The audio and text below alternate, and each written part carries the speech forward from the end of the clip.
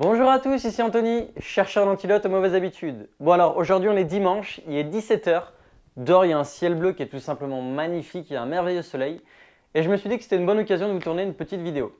Alors aujourd'hui, de quoi je vais vous parler? Comme d'habitude, je vais vous donner une astuce pour supprimer une mauvaise habitude qui est basée notamment sur mon expérience, mais aussi de toutes les recherches que je fais sur comment supprimer sa mauvaise habitude. Alors cet été, je me suis formé en programmation neurolinguistique. Donc pour ceux qui ne connaissent pas, la programmation neurolinguistique, c'est un ensemble d'outils, un ensemble de méthodes qui visent à améliorer sa communication avec soi-même et avec les autres, mais aussi d'apprendre à mieux gérer ses émotions et d'apprendre à se fixer des objectifs pour réussir. Et en fait, je me suis rendu compte d'une chose en parlant notamment avec les personnes qui étaient présentes et l'intervenant qui m'a formé à la PNL, c'est que si les mauvaises habitudes, elles existent, c'est parce qu'elles ont un effet positif sur nous. Pourquoi un effet positif sur nous? Je vais vous prendre un exemple tout simplement rapide pour vous illustrer ça. En fait, la plupart des jeunes qui commencent à fumer vers 13-14 ans, on s'est rendu compte d'une chose, c'est qu'elles commençaient à fumer, pour la plupart, notamment parce que les autres jeunes étaient en train de fumer.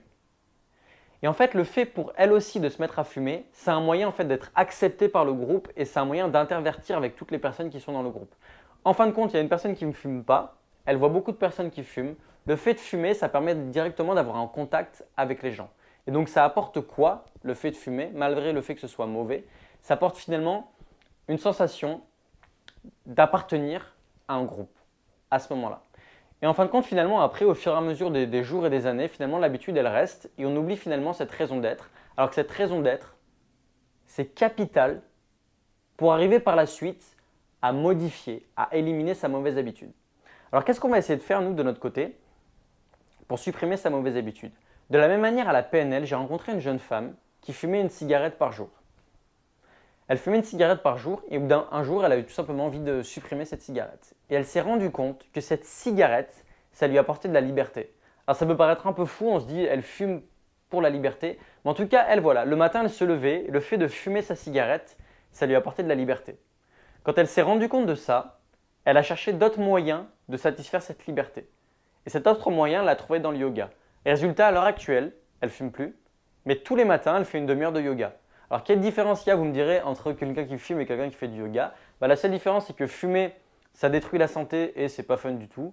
Alors que maintenant, elle fait du yoga, ça lui permet de se sentir bien avec son corps, autant mentalement que physiquement. Et en plus, elle donne des cours à côté, donc ça lui permet finalement de partager sa passion.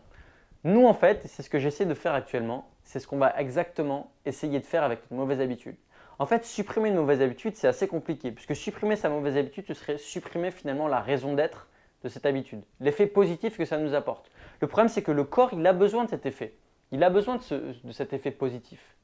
Et il le trouve par un comportement qui est la mauvaise habitude. Donc nous, ce qu'on va essayer de faire, c'est trouver un autre moyen de satisfaire cet effet positif. Alors, quelle est la première étape qu'on va faire? C'est d'essayer de repréciser beaucoup plus sa mauvaise habitude. Comment ça va se passer? En fait, on doit comprendre qu'il est beaucoup plus difficile de traiter une mauvaise habitude.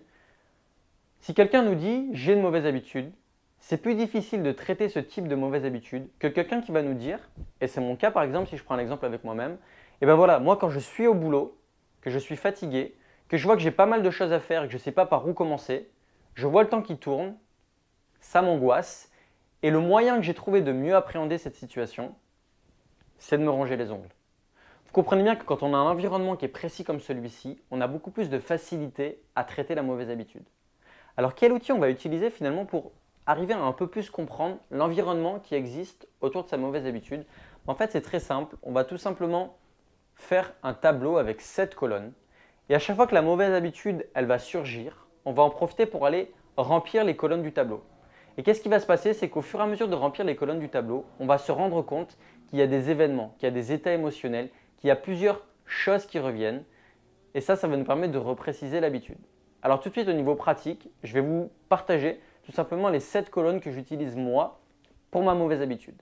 Dans la première colonne, je vais noter la date. Pourquoi la date? Date, jour. Tout simplement parce que vous allez sûrement vous rendre compte que la mauvaise habitude, elle survient à certains moments de la semaine ou de l'année. Il y en a qui vont se rendre compte que par exemple, tout simplement le week-end, votre mauvaise habitude, elle est inexistante, c'est mon cas. Par contre, qu'en semaine, elle est beaucoup plus présente. Donc ça va vous permettre de repréciser finalement, est-ce que vous êtes quelqu'un qui se ronge les ongles de manière uniforme dans la semaine ou est-ce que c'est plus en fin de semaine ou en début de semaine? Dans la deuxième colonne, on va marquer l'heure. À quelle heure survient votre mauvaise habitude? Est-ce que c'est plus le matin? Est-ce que c'est plus le soir? C'est ce travail-là qu'on va essayer de faire. Ensuite, on va noter le lieu. Dans quel lieu vous êtes quand la mauvaise habitude elle survient? Est-ce que c'est à la maison? Est-ce que c'est dans votre bureau? Est-ce que c'est au travail? Est-ce que c'est quand vous êtes au supermarché? Est-ce que c'est quand vous êtes en train d'attendre dans une salle d'attente? Notez tout simplement le lieu dans lequel vous êtes. Ensuite, la quatrième colonne, on va noter les personnes. Avec quelle personne êtes-vous lorsque votre mauvaise habitude elle survient? Ça, c'est important parce qu'on va peut-être se rendre compte que c'est certaines personnes qui déclenchent beaucoup plus les mauvaises habitudes que d'autres. Tout simplement parce qu'il y a des personnes qui, de par leur comportement, de par ce qu'ils nous transmettent, vont déclencher la mauvaise habitude. Donc ça, c'est vraiment aussi important. Ensuite, les trois colonnes d'après, c'est des trois colonnes aussi qui vont ensemble. C'est ce que je vais appeler action précédente, action courante et action future. Pourquoi ça, c'est important? Parce qu'on va sûrement se rendre compte, alors moi c'est mon cas pour certaines actions, qu'il y a des actions qui reviennent. Je vais peut-être me rendre compte que ma mauvaise habitude, elle revient après avoir fait un certain type d'action, qu'elle revient parce que je suis en train de faire un certain type d'action ou parce que je vais faire une action. Donc c'est vraiment important de noter ces trois, action précédente, action courante et action future. Et la dernière colonne, c'est je dirais la plus compliquée mais la plus importante à remplir, c'est l'état émotionnel. Alors il y a l'état émotionnel physique et mental. Physique dans un premier temps, tout simplement, qu'est-ce que vous ressentez physiquement quand votre mauvaise habitude elle survient? Il y en a sûrement parmi vous qui ressentent une boule au niveau du plexus solaire. Si vous ressentez une boule au niveau du plexus solaire lorsque votre mauvaise habitude survient, essayez tout simplement dans cette colonne état émotionnel de la décrire un peu plus. Quelle est la taille de la boule et quelle est finalement l'échelle de la douleur?